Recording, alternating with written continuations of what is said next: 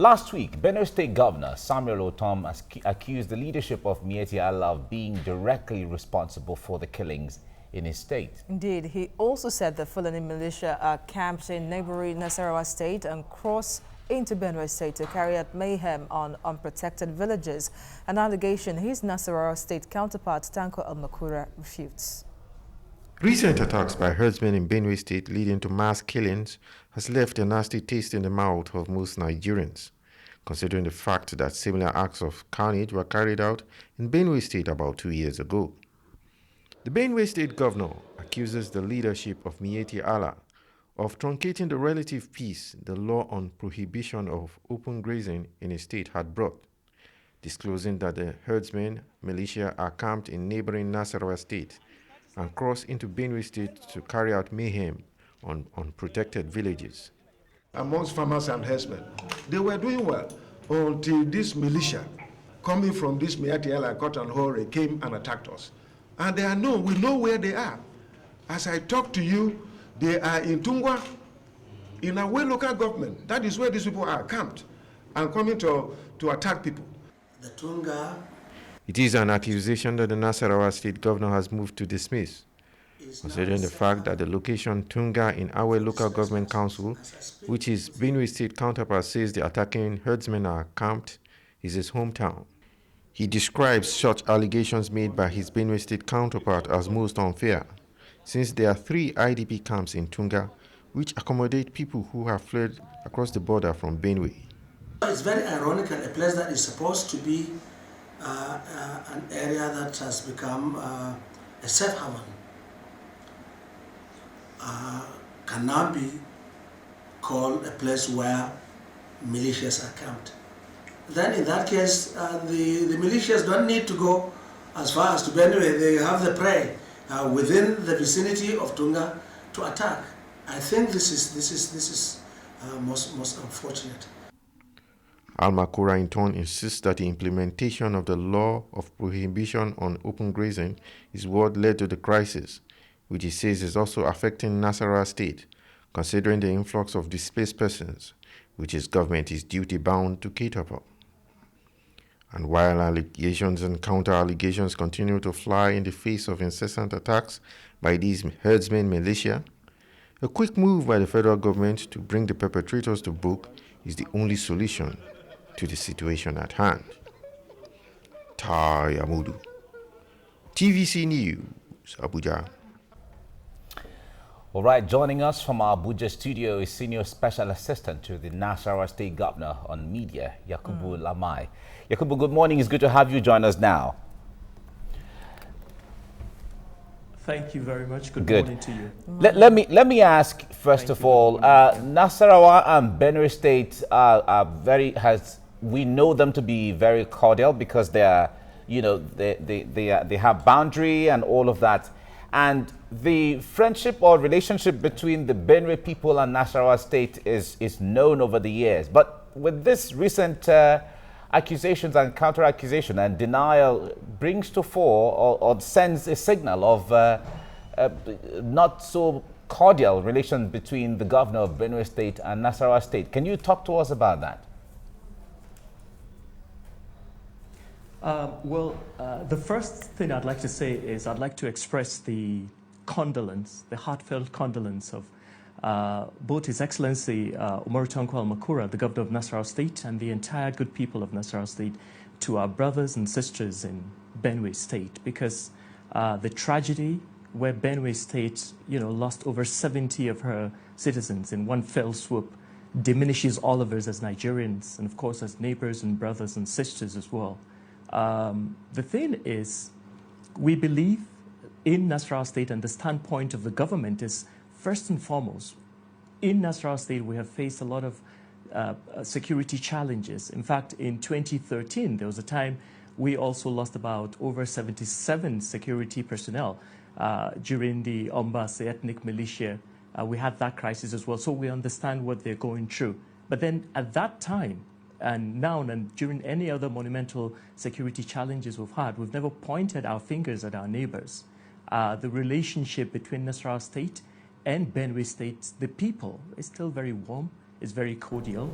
And the standpoint of His Excellency Governor Umaru Tanko Al-Makura is properly reflected in the editorial of the Nation newspaper. I think they had one on the 12th of January where they said this is actually not a time for bickering and pointing accusing fingers at people, especially when the accusations you're going to make are spurious and they're very damning and they're very dangerous. It is the mark of a leader to actually weigh his utterances and speak with a sense of restraint. So as far as Nasarawa State is concerned, we're not at war with Benue State. We believe that the comment made by the governor defies logic, and basically what His Excellency Governor Umaru Tanko Al-Makura did was simply to clarify the facts, so you can sift the fact from what might simply be fantasy, and that's basically what is happening. And the fact of the matter is, as of now, we have over 11 IDP camps in Awe, in Obi, in Kiana local governments of Nasarawa State, where we are actually providing shelter, refuge, medical care, and so on to people who fled Benue State because of the recent attack there. So as far as we're concerned, we're at peace with ourselves in Nasarawa State, and we're at peace with our neighbors in Benue State.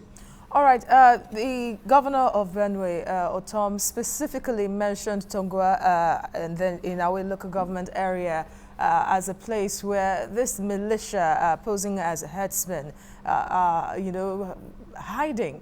Since that outburst by the governor, what has the Nasarawa government done maybe to investigate, apart from coming out to say that it's not true? Have you done due diligence as the government, investigated to go through the IDP camps to see maybe the IDPs have been infiltrated by militia members? Well, the first responsibility of any responsible government is the security of the lives and property of our citizens. And Nasarawa State enjoys unfettered peace. We have herdsmen and we have others. In fact, let me give you one. Nasarawa State is a macrocosm of Nigeria. We have so many ethnic nationalities, including people who are of Tiv origin, who generally you would say are indigenous or their original home is Benue State. You have an entire local government of Tiv people in Nasarawa State. You have people from Agatu here in Nasarawa State as well. And basically what happened took the government of Nasarawa State by surprise. Of course, we're sure of our borders and we're sure of the kind of security measures that have actually been taken to safeguard our borders. But, like you rightly said, when the allegations were actually thrown up in the air, what we did as a government was still to reconfirm our borders as well. And our governor expressed shock. The governor himself, Umaru Tanko Al-Makura, has visited all the local government areas. First, he was abroad when these spurious allegations were actually made, were leveled against Nasarawa State. So the deputy governor, His Excellency Silas Agara, went over to the same local government areas and then found nothing. But then we immediately swung into action, and Nasarawa State created IDP camps. Now, from the clip that you showed, at that time there were just 3 IDP camps. Right now we have 11 IDP camps, which caters to all the people who are fleeing the crisis from Benue State. We have 25,000 IDPs that are actually in Nasarawa State. And the first gesture was to provide about 50 million naira of relief to people there. Now, in a particular IDP in our local government area, there are people, over 500 of them, from Guma local government area, which is in Benue State, and I think that's the local government of His Excellency Dr. Samuel Otom as well. So the governor of Nasarawa State even went a few days back to all these local government areas. So if you're trying to say, have we verified if the claims that he's made are actually true or not, yes, indeed, the government has done that. But beyond that, we have enjoyed unfettered peace, and that is because we have a unique system of community-based conflict resolution which has been able to sustain the peace in the state. And if you look backwards the last couple of years, we've also faced our own security challenges. But our modus operandi, or our approach to making sure that there is peace in Nasarawa State, I believe differs completely from what is happening from Benue State. And whatever we do is measured, is with a sense of restraint, It's deeply felt, and it provides a national solidarity for all people from whatever walks of life in Nasarawa State. It doesn't matter their religion or their tribe. This is how all-embracing and all-encompassing the approach is to both safeguarding the security of people in Nasarawa State as well as maintaining the peace in the state. All right, Yakubu, let me come to you on this.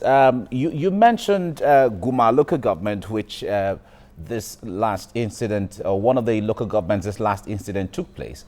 And Guma local government is a neighboring local government with Nasarawa State.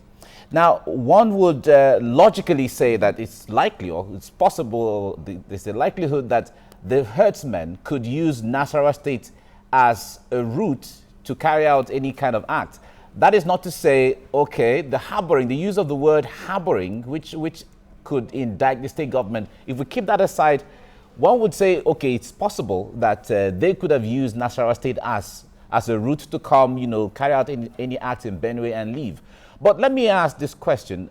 What kind of collaboration is there between Nasarawa State and Benue State in ensuring that that area is safe? Because you mentioned Agatu earlier on. They've had their fair issue before. You've mentioned Ombatse before, which Absolutely. In Nasarawa State, which had their issues, and now Guma in Benue. Well, His Excellency, and I do not really want to bicker about this, but His Excellency Dr. Samuel Otom, the governor of Benue State, said with clarity and emphasis that he knows where this purported alleged killer herdsmen. He didn't say that perhaps they passed through, they just simply passed through Tunga local. He said they are actually camped in Tunga, which is in the Awe local government area. So that's why we felt really surprised, shocked, befuddled by that kind of unsubstantiated sort of allegation. That's number one. But if you want to look at those particular local government areas around the border between Nasarawa State and Benue State, there's Awe, there's Kiana, and there's also there's Obi as well. And this is actually the area of the Benue Valley.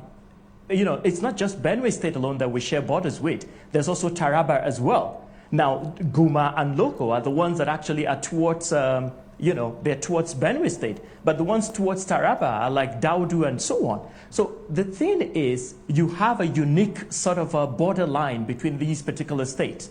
Now, I believe that there's always been this cooperation where Nasarawa State insists on everything from aerial survey, exchange of intelligence between Nasarawa State and Benue State.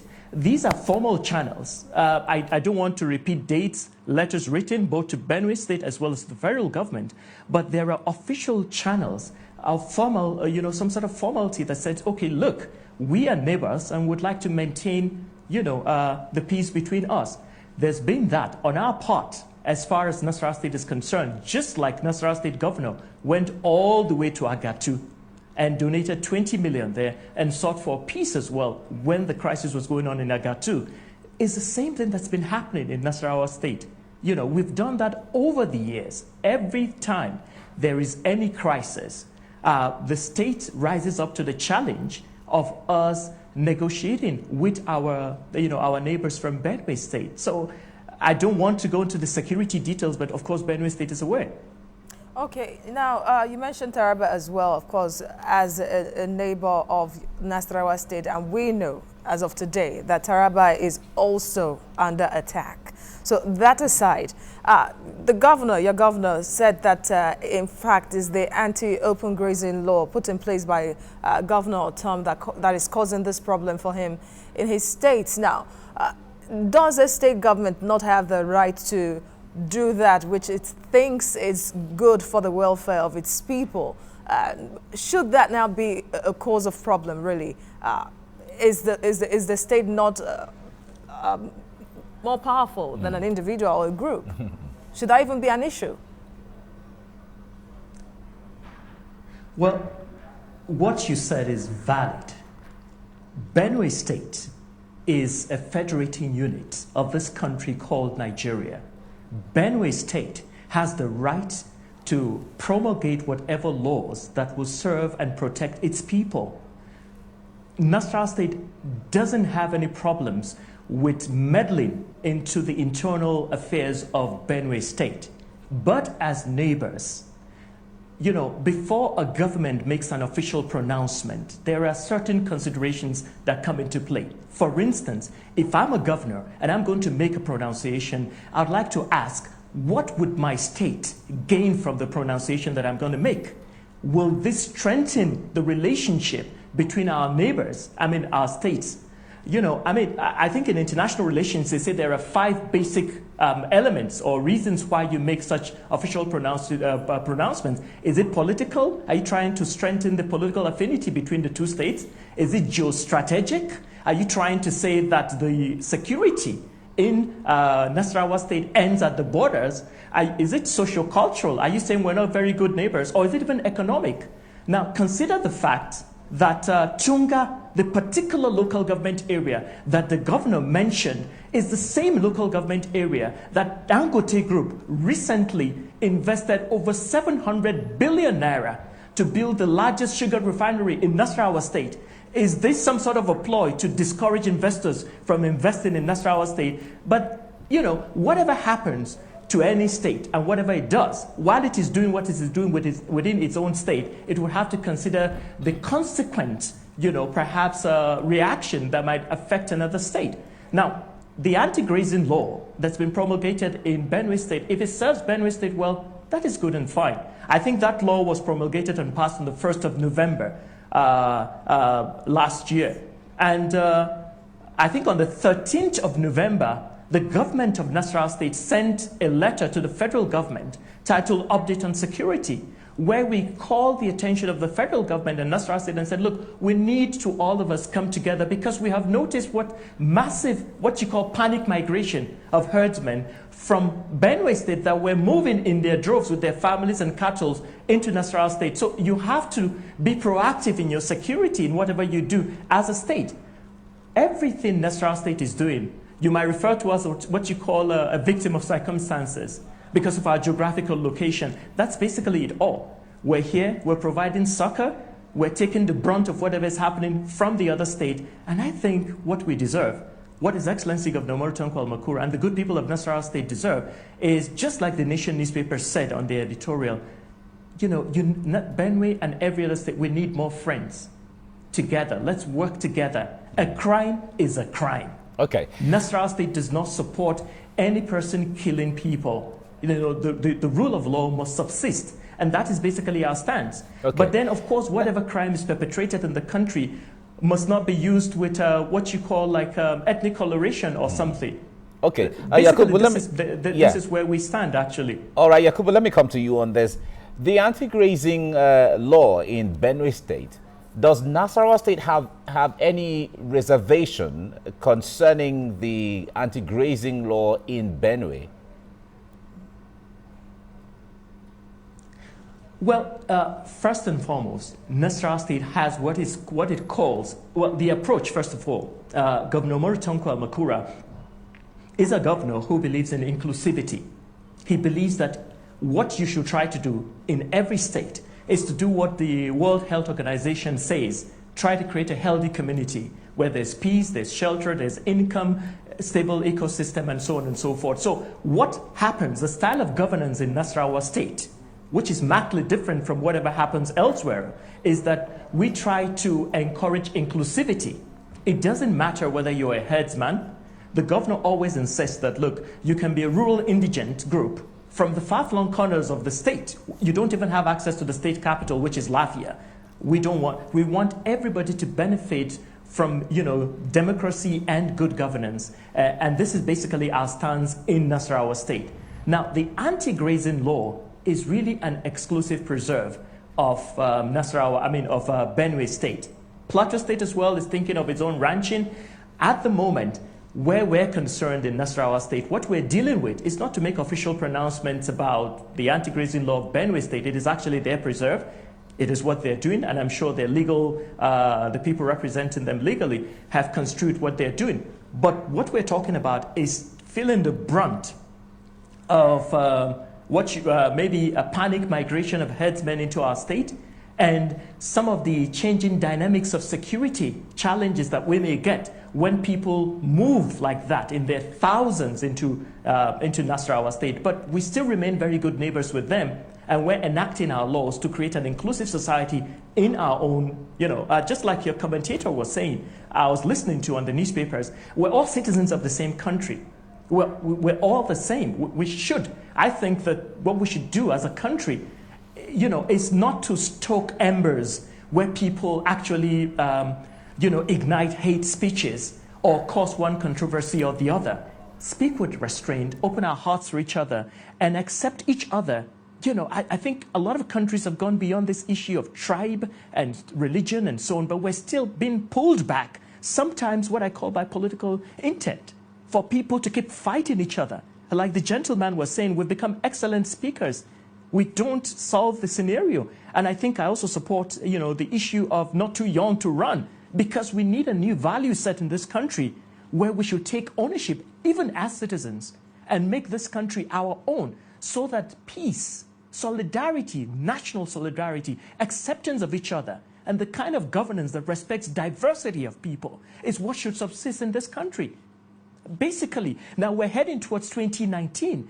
Would you believe that, given the spurious allegations made recently, there are WhatsApp messages going on WhatsApp saying that our governor, His Excellency Governor Umaru Al-Makura, flies with helicopters, drops weapons on some mysterious militiamen in some mysterious forest somewhere. Now, this is the consequence of making unguarded statements. And this is basically what we're not exchanging words with people. We're trying to say this country should be pulled back from the brink, and we as a people should learn to just accept each other. It doesn't matter whether you're Yoruba, whether you're Ibibio, whether you're Fulani, whether you're Tiv.